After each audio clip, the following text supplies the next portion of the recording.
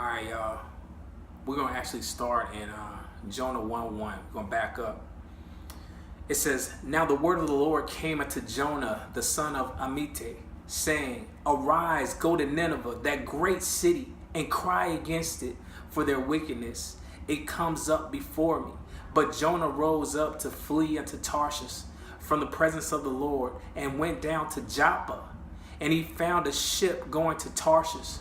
So he paid the fare thereof, and went down into it to go with them unto Tarshish from the presence of the Lord. But the Lord sent out a great wind into the sea, and there was a mighty tempest in the sea, so that the ship was like to be broken. Then the mariners were afraid, and cried every man unto his God." Jonah, knowing the one true God, knew that God was after him, knew that God was moving.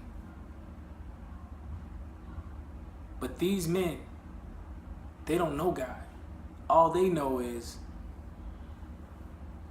something's going on. They believe in a God. They believe in a false God, because everybody's got their own God. And Jonah eventually says, I believe in the one true God. You know what I'm saying? Like, he's like, I believe in the real God. But they're afraid because they start to figure out, wait a minute, this is real. And they end up casting lots. So they gamble just to find out who is the person that's causing this. And Jonah actually says, man, throw me overboard. It's on me. I don't want you to go down, suffer too. Throw me overboard. What's funny is Jonah is leaving. He wasn't going to do what God said. Jonah's just going to do what he wants to do. But the thing about Jonah is he reflects us. It's an image of us. It's an image of us doing what we want to do in life and not seeing what God has already done in our lives or is trying to do in our lives. The very blessing that we may be looking for, we may be like, God bless me, help me, God, help me. But God's saying, you know what? Help somebody else, and then I'll help you. Because if you really want help for real, you'll help somebody. If you really want love, you'll love somebody. If you really want deliverance, you'll pray for somebody to be delivered too. But see, when we're in our own affliction, we don't care about other people. And that's not love. The picture of Jonah, Jesus said, that's a great revelation. It's a great revelation in Jonah. Because Jesus says, the only sign I give you is the sign of Jonah. Like, Jesus being stripped of his skin, essentially. They said there was like no man that ever looked like Jesus. It talks about this in Isaiah. Like, there was no man that's ever lived that was beaten like Jesus was beaten.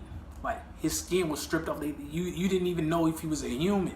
That's what it says in Isaiah. Like, you didn't even know he was a human being. He was beat that bad.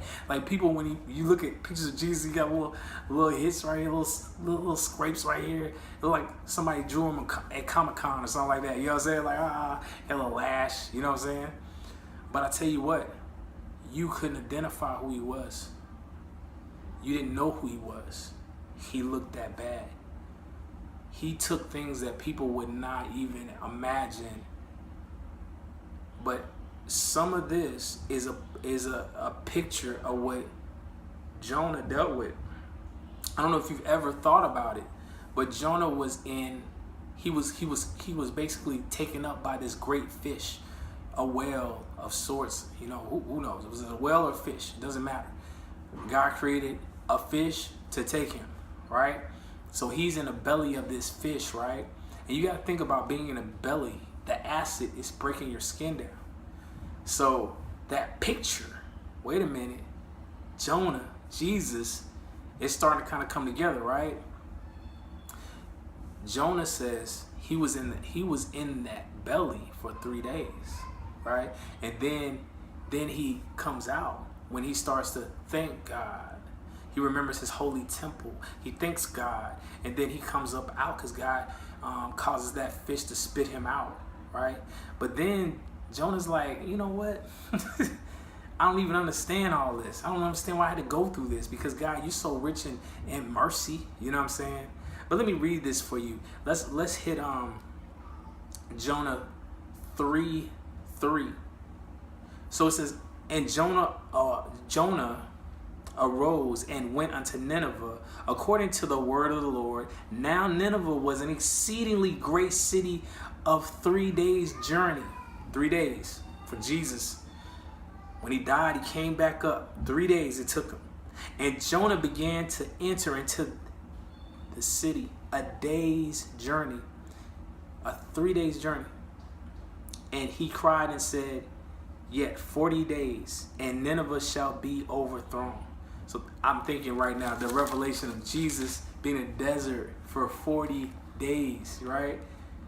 So the people of Nineveh believed God and proclaimed a fast and put on sackcloth, from the greatest of them even to the least of them. For the word came unto the king of Nineveh, and he arose from his throne, and he laid his robe from him and covered him with sackcloth and sat in ashes. Man, oh man. The people heard the message. While Jonah's thinking this is going to be such a hard thing, although, and I'm not saying it wasn't hard, but a lot of times our witness may be the easiest thing we do, but in our minds we made it hard. And sometimes, like when I said in part 1, I said, I look at this guy and I think of my son. But God has always dealt with me about, remember someone so you can identify with, so you can witness. It was a lady I'm a therapist, so I'm working on this lady. And she's like, well, I can't witness to people. You're really bold and all that. And man, people always blow me up like I'm really doing something amazing. No, I'm just doing something I know God's called me to do. And it's simple, because I just think about how God's loved me. So I said to her, I said, you're a mother. Why don't you give someone a hug? Why don't you just be a mother? Why don't you just... And she was like, oh, that makes sense. You know what I'm saying? I never thought of just being a mother. You know, that's my grandson, with all I know is. I don't know what's going on. I'm gonna have to pause this, most likely.